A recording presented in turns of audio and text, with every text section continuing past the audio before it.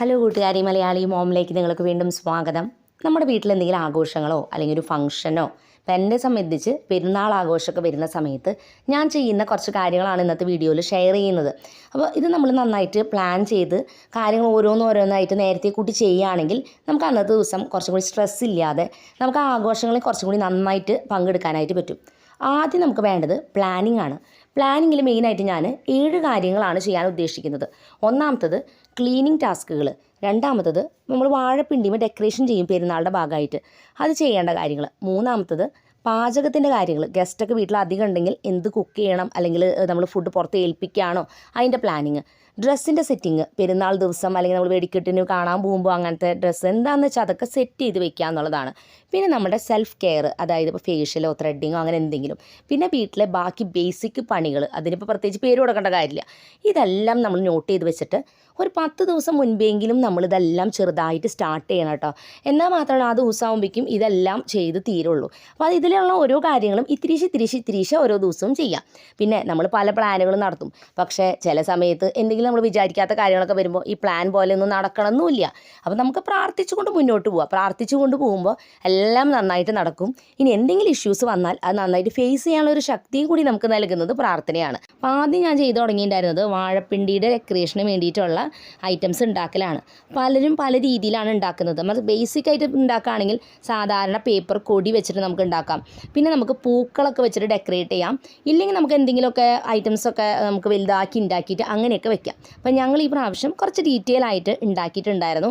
അത് ഓരോ കൊല്ലം പോലെ ഇരിക്കും കേട്ടോ. ചില കൊല്ലം നമുക്ക് സമയമുണ്ട്, പ്ലാൻ ചെയ്ത് ചെയ്യാൻ നേരമുണ്ടെങ്കിൽ അങ്ങനെ ചെയ്യും. ചില കൊല്ലങ്ങളിൽ ഭയങ്കര ബിസി ആണെങ്കിൽ സിമ്പിളായിട്ടുള്ളത് ചെയ്യും. അപ്പോൾ അങ്ങനെ മാറി മാറിയാണ് ചെയ്യാറ്. എന്നാലും ഞങ്ങൾക്കിത് ചെയ്യാൻ ഭയങ്കര ഇഷ്ടമായതുകൊണ്ട് തന്നെ നമ്മളിങ്ങനെ പ്ലാൻ ചെയ്ത് ഞാനും ചേട്ടനും കൂടിയിട്ട് മക്കളും ഹെൽപ്പ് ചെയ്യും. ആദ്യമൊക്കെ അപ്പച്ചനും അമ്മച്ചിയൊക്കെ ഒരുമിച്ച് ഹെൽപ്പ് ചെയ്തിട്ടാണ് ചെയ്യാറുള്ളത്. ഇപ്പോൾ അവർക്കും ഏജ് ആയി തുടങ്ങിയപ്പോൾ കുറേ അധികം ടൈം ഇതിന് വേണ്ടി ഇരിക്കാൻ പഴയ പോലൊരു എനർജി ഇല്ല. മക്കളാണെങ്കിൽ കുറച്ച് നേരമൊക്കെ വന്ന് നമ്മളെ ഹെൽപ്പ് ചെയ്തു. പക്ഷേ അവർക്ക് ക്ലാസ്സും അതൊക്കെ ഉള്ള കാരണം ഈ പറഞ്ഞ പോലെ തന്നെ വലിയ ക്ലാസ്സിലേക്ക് ആകുമ്പോൾ പഠിക്കാൻ അധികം ആകുമ്പോൾ കുറേ നേരം ഇതുമോ വന്നിരിക്കാനും പറ്റില്ല. അതുകൊണ്ട് ഞാനും ചേട്ടനും കൂടിയിട്ടാണ് കൂടുതൽ വർക്ക് ഇതിൻ്റെ ചെയ്തിട്ടുണ്ടായിരുന്നത്. നമ്മൾ ഈ പ്രാവശ്യം എടുത്തിട്ടുണ്ടായിരുന്ന ഡിസൈൻ തിരുഹൃദയമാണ്, അതായത് സേക്രഡ് ഹാർട്ട് ഓഫ് ജീസസ്, അതാണ് നമ്മൾ എടുത്തത്. അപ്പോൾ നമ്മൾ ആ ഒരു പിക്ചർ നോക്കി അതിലെല്ലാ ഡീറ്റെയിൽസും എടുത്തിട്ട് അതേപോലെ എക്സാക്ട്ലി ടെർമോക്കോൾമ വെച്ചിട്ടാണ് ഇത് ചെയ്യാനായിട്ട് പോണത്. അപ്പോൾ നമ്മൾ ലൈറ്റിങ്ങും കൂടി ചെയ്യണോണ്ടാണ് ടെർമോക്കോൾമ ചെയ്യണം. അല്ലെങ്കിൽ നമുക്ക് കാർഡ് ബോർഡുമൊക്കെ വെച്ചിട്ട് ഇങ്ങനെ ഡിസൈൻ ചെയ്യാം കേട്ടോ. പിന്നെ നമ്മൾ കോമ്പറ്റീഷനൊന്നും പങ്കെടുത്തിട്ടില്ല. പലരും ചോദിക്കാറുണ്ട് കോമ്പറ്റീഷന് പങ്കെടുക്കാറുണ്ടോയെന്ന്, എന്തിനാ ഇത്രയും ഡീറ്റെയിൽ ആയിട്ട് ചെയ്യണേന്ന്. കോമ്പറ്റീഷൻ ഇതുവരെ നമ്മൾ പങ്കെടുത്തിട്ടില്ല. ഇത് ചെയ്യുന്നതിൻ്റെ റീസൺ, ഇത് ചെയ്ത് ഇങ്ങനെ വെക്കുമ്പോൾ കിട്ടുന്ന എന്തോ ഒരു സാറ്റിസ്ഫാക്ഷൻ, ഒരു സന്തോഷം. അപ്പോൾ അതിന് വേണ്ടിയിട്ടാണ് മെയിനായിട്ടും ഇത് ഞങ്ങൾ ആദ്യം മുതൽക്കേ ചെയ്യുന്നൊരു കാര്യമാണ്. അപ്പോൾ യൂട്യൂബിൽ വന്ന ശേഷം ഒന്നല്ല ഇത് ചെയ്ത് തുടങ്ങിയത്. അതിന് മുൻപേ ക്രിസ്മസ് കൂടായാലും ഇങ്ങനെ വാഴപ്പിണ്ടിമ്പോൾ നമ്മൾ ചെയ്യുന്ന ഡെക്കറേഷൻ ആയാലും അല്ലെങ്കിൽ എന്തെങ്കിലുമൊക്കെ ഇങ്ങനെ ചെയ്യുന്നുണ്ടെങ്കിൽ വീട്ടിൽ ചെയ്യണമെങ്കിൽ അത് സ്പെഷ്യലായിട്ട് എന്തെങ്കിലും ചെയ്യണം. നമുക്ക് അറിയുന്ന നമ്മുടെ ഒരു കഴിവ്, അത് നമുക്ക് കിട്ടുന്ന സമയം വെച്ച് അത് മാക്സിമം നന്നായി ചെയ്യണം എന്നാണ് എൻ്റെയും ചേട്ടൻ്റെയും ഒരു ഇഷ്ടം. അപ്പോൾ അതുകൊണ്ടാണ് ഇത് ചെയ്യണത്. കോമ്പറ്റീഷന് പങ്കെടുക്കുമ്പോൾ അതിന് ഒരുപാട് റൂൾസൊക്കെ ഉണ്ട്. അപ്പോൾ അതെല്ലാം കൃത്യമായിട്ട് ഫോളോ ചെയ്യണം. ഒരു പ്രഷറാണ് നമുക്ക് ഫ്രീ ആയിട്ട് അതുമ്പോൾ വർക്ക് ചെയ്യാൻ പറ്റില്ല. പക്ഷേ ഇതാവുമ്പോൾ മത്സരമൊന്നുമില്ല. നമ്മുടെ ഇഷ്ടത്തിന് നമുക്ക് ഇഷ്ടമുള്ള സമയത്ത് ഇഷ്ടമുള്ള പോലെ ഇത് ചെയ്ത് തീർക്കാൻ പറ്റും. നമ്മളിതിൻ്റെ കോമ്പിനേഷന് പങ്കെടുക്കുമ്പോൾ ഇത് പേപ്പർ കൊണ്ട് മാത്രമാണ് ഉണ്ടാക്കാൻ പറ്റുള്ളൂ. അത് മാത്രമല്ല അതിൽ ലൈറ്റിങ്ങും കാര്യങ്ങളൊന്നും നമുക്ക് അങ്ങനെ കൊടുക്കാനൊന്നും പറ്റില്ല. അപ്പോൾ നമുക്ക് അങ്ങനെയൊക്കെ ചെയ്യുമ്പോഴാണ് ഞങ്ങൾക്ക് സന്തോഷം. അപ്പോൾ പിന്നെ അതൊന്നും ചെയ്യാൻ പറ്റാതെ കോമ്പറ്റീഷന് പങ്കെടുക്കുന്നത് അത്ര ഒരു ഇത് തോന്നാത്തതുകൊണ്ടാണ് നമ്മൾ ഇതുവരെ പങ്കെടുക്കാതിരുന്നത്. അതിന് ക്രിസ്മസ് ക്രിബ് ആയാൽ പോലും നമ്മൾ അങ്ങനെ പങ്കെടുത്തിട്ടില്ല. ആകെ ഒരു നാനോ ക്രിബിൻ്റെ കോമ്പറ്റീഷന് ഒരു 2 തവണ പോയിട്ടുണ്ട്. അല്ലാത്ത വലിയ മത്സരത്തിനൊന്നും പോയിട്ടില്ല. ഏകദേശം 15-ാം തീയതിയാണ് നമ്മൾ ഈ ജോലികളെല്ലാം സ്റ്റാർട്ട് ചെയ്തത്. പക്ഷേ 24-ാം തീയതി ആകുമ്പോഴേക്കും നമുക്കത് കംപ്ലീറ്റ് ചെയ്യണമെന്നൊരു ഇതുണ്ടായിരുന്നു. അതിൻ്റെ ഇടയിൽ ചില ഫംഗ്ഷനൊക്കെ വന്ന് ഇത്തിരി ബ്രേക്കൊക്കെ വന്നു. അതുകൊണ്ട് തന്നെ വൈകുന്നേരമൊക്കെ ഉറക്കുളച്ചിരുന്നിട്ടാണ് ഇത് കുറേ നേരം 2 മണി വരെയൊക്കെ വൈകുന്നേരം ഇരുന്നിട്ടാണ് ഇത് ചെയ്ത് തീർത്തത്. കാരണം അങ്ങനെ കുറേ തിരക്ക് വന്നപ്പോൾ ചെയ്ത് തുടങ്ങുകയും ചെയ്ത് തീർക്കാണ്ടിരിക്കാനും പറ്റില്ല എന്ന് പറഞ്ഞൊരവസ്ഥയായിരുന്നു.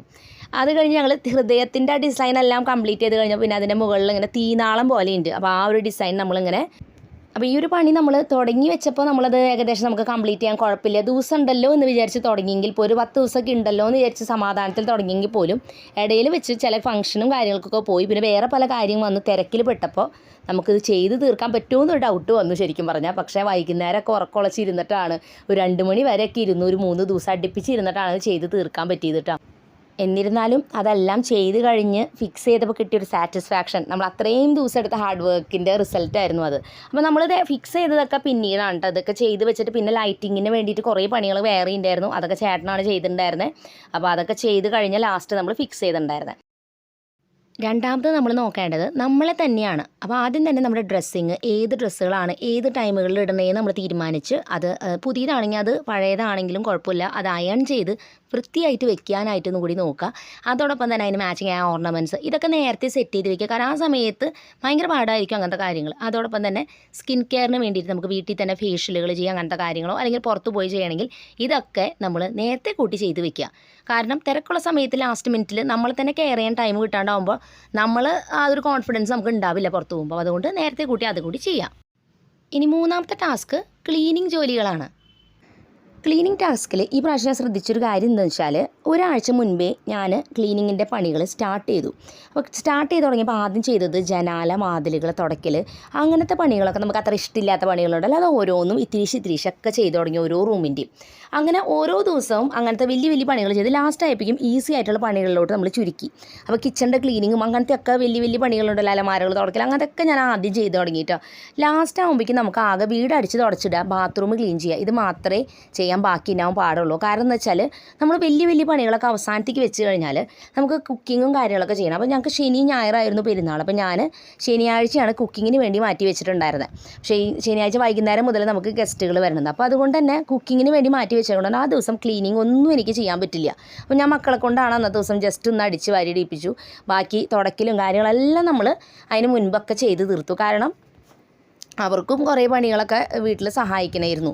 നമ്മുടെ വാഴപ്പിണ്ടിമ ഡെക്കറേഷൻ ചെയ്യലും അങ്ങനെയൊക്കെ. അപ്പോൾ അതെല്ലാം കൂടി അവരെ ഏൽപ്പിച്ചാലും പറ്റില്ല. അപ്പോൾ അതുകൊണ്ട് നേരത്തെ കൂട്ടി ക്ലീനിങ്ങിൻ്റെ പണികൾ കുറച്ചേശ്ശെ ചെയ്ത് തീർത്തു. അപ്പോൾ അത് ക്ലീനിങ് ചെയ്യാമെന്ന് പറയുമ്പോൾ അലമാര പോയി മുഴുവൻ ഒതുക്കി വെക്കുക, അങ്ങനത്തെ പണികളും ദയവ് ചെയ്ത് ഇങ്ങനത്തെ തിരക്ക് പിടിച്ച സമയത്ത് ചെയ്യരുത്. കാരണം അതൊക്കെ ചെയ്യാൻ പോയാൽ തീരില്ല.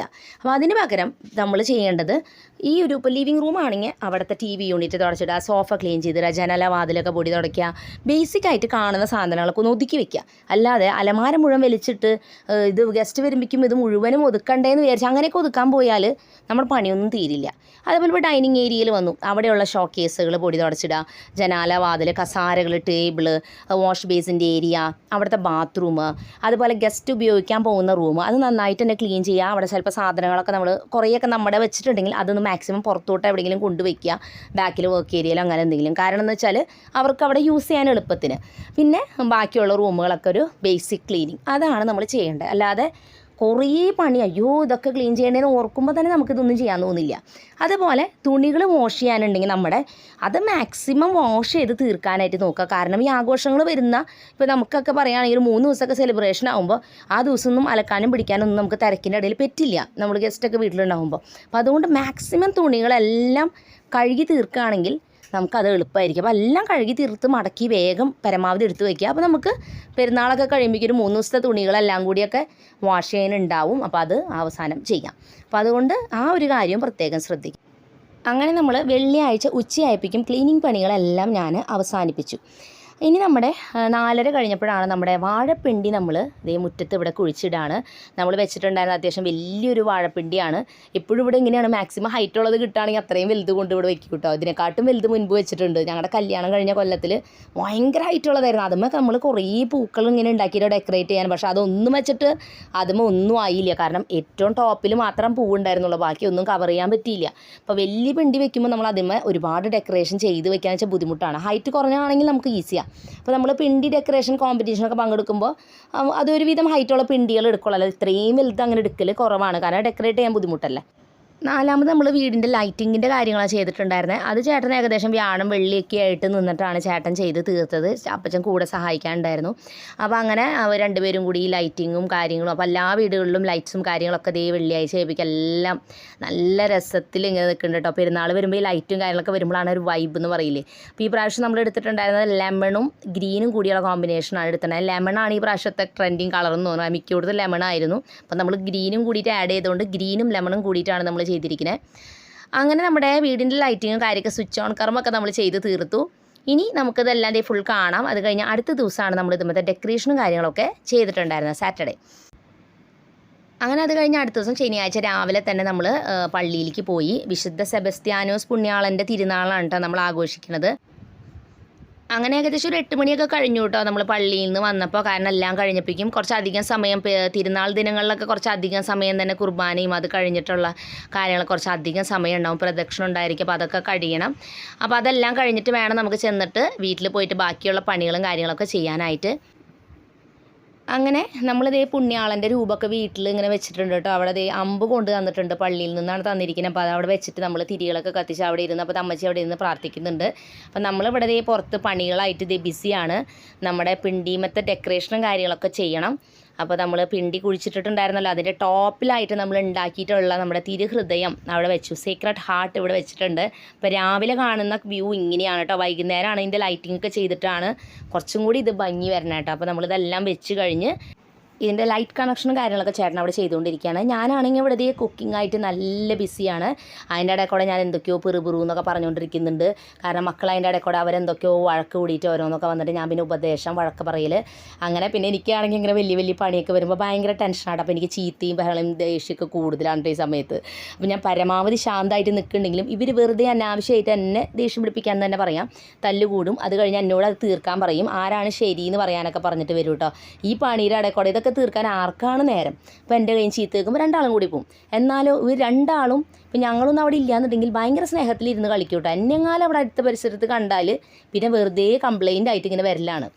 അപ്പോൾ ചേട്ടൻ പറഞ്ഞു, നിങ്ങൾക്ക് പണിയൊന്നും ഇല്ലാത്ത കാരണമാണ് ഈ തല്ലുകൂട്ടം, അതുകൊണ്ട് നമുക്ക് കുറച്ച് പണികൾ ചെയ്യാമെന്ന് പറഞ്ഞിട്ട് നമ്മുടെ പിണ്ടിയുടെ ഡെക്കറേഷൻ്റെ ബാക്കി പണികളെല്ലാം അവിടെ ചെയ്തുകൊണ്ടിരിക്കുകയാണ്. അപ്പോൾ നമ്മൾ വാഴപ്പിണ്ടി വെച്ചപ്പോൾ ഏറ്റവും ടോപ്പിലാണ് ഈ തിരുഹൃദയത്തിൻ്റെ ആ ഒരു ഡിസൈൻ നമ്മൾ വെച്ചത്. അപ്പോൾ താഴ്ഭാഗം കവർ ചെയ്യണമെങ്കിൽ നമ്മൾ അതിന് വേണ്ടിയിട്ട് ഉണ്ടാക്കിയിട്ടുണ്ടായിരുന്ന ഒരു സംഭവമാണിത്. അതാണ് വെച്ച് ഡെക്കറേറ്റ് ചെയ്യണേ. അപ്പോൾ ഇത് നമ്മൾ മുൻപ് ഏകദേശം ഒരു 6 വർഷം മുൻപ് പിണ്ടി ഡെക്കറേറ്റ് ചെയ്യാൻ ഉണ്ടാക്കിയിട്ടുണ്ടായിരുന്ന ഒരു ഐറ്റമാണ്. പക്ഷേ അതൊരു പ്ലാസ്റ്റിക്കിൻ്റെ മാറ്റ് കൊണ്ട് ഉണ്ടാക്കിയതാണ്. അതുകൊണ്ട് തന്നെ അത് കേട് വരില്ല പെട്ടെന്നൊന്നും. അപ്പോൾ ഇങ്ങനെ എന്തെങ്കിലുമൊക്കെ കവർ ചെയ്യണമെങ്കിൽ നമ്മളിത് ഉപയോഗിക്കും. അപ്പോൾ ഇതന്ന് ഒരുപാട് ടൈം എടുത്തിട്ട് ഉണ്ടാക്കിയ ഒരു സംഭവമായിരുന്നു കേട്ടോ. അപ്പച്ചനും അമ്മച്ചിയും ഞാനും കൂടിയിട്ട് അന്നത് ചെയ്തിട്ടുണ്ടായിരുന്നത്. അപ്പോൾ ആ ചെയ്ത സംഭവമാണ് നമ്മൾ ഈ പിണ്ടി കവർ ചെയ്യാൻ ഉപയോഗിക്കുന്നത്. കാരണം ഇത്രയും വലിയ പിണ്ടി ആയതുകൊണ്ട് ഇത് കവർ ചെയ്യാൻ കുറച്ചധികം ഡെക്കറേഷൻ വേണമെന്ന് ഞാൻ പറഞ്ഞല്ലോ. അപ്പോൾ അതുകൊണ്ട് ഇത്രയും പോർഷൻ, ഇപ്പോൾ ഈ കാണുന്ന പോർഷൻ വരെ നമ്മൾ ഡെക്കറേറ്റ് ചെയ്യുന്നുള്ളൂ. കാരണം ഇത് വാഴപ്പിണ്ടിയാണെന്ന് മനസ്സിലാവണ്ടേ. ഇത് മുഴുവൻ ഇങ്ങനെ ക്ലോസ് ചെയ്ത് കളഞ്ഞാൽ പിണ്ടി എന്താണെന്ന് മനസ്സിലാവില്ല. അപ്പോൾ അതുകൊണ്ട് നമ്മൾ ഇത്രയും വരെ ചെയ്തു. അങ്ങനെ നമ്മുടെ പണികളെല്ലാം ചെയ്ത് കഴിഞ്ഞു. നമ്മുടെ സമയം ഇപ്പോൾ ഏകദേശം 4 മണിയായിട്ടുണ്ട്. നമ്മൾ ലൈറ്റിംഗ് എല്ലാം ചെയ്ത് കഴിയുമ്പോൾ വൈകുന്നേരത്തെ വ്യൂ ഏകദേശം ഇങ്ങനെയാണ് വരുന്നത്.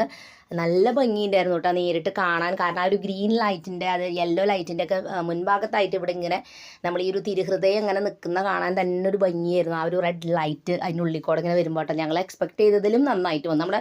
നമ്മൾ എന്തൊരു കാര്യം ചെയ്യുമ്പോൾ ഒരു മൈൻഡിലൊരു വിഷ്വൽ ഉണ്ടാവും ഇങ്ങനെ വരണം എന്ന്.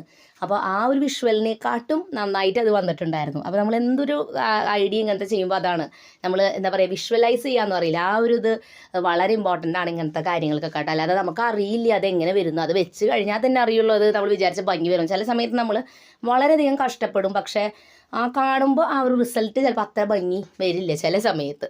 അപ്പോൾ ദൈവാനുഗ്രഹം കൊണ്ട് എല്ലാം നന്നായിട്ട് തന്നെ ചെയ്ത് തീർക്കാൻ പറ്റി. അതുകൊണ്ട് തന്നെ എല്ലാവരും പറഞ്ഞപ്പോൾ ഒക്കെ നമുക്ക് ഭയങ്കര സാറ്റിസ്ഫാക്ഷൻ കിട്ടിയ ചെയ്ത വർക്കിൽ.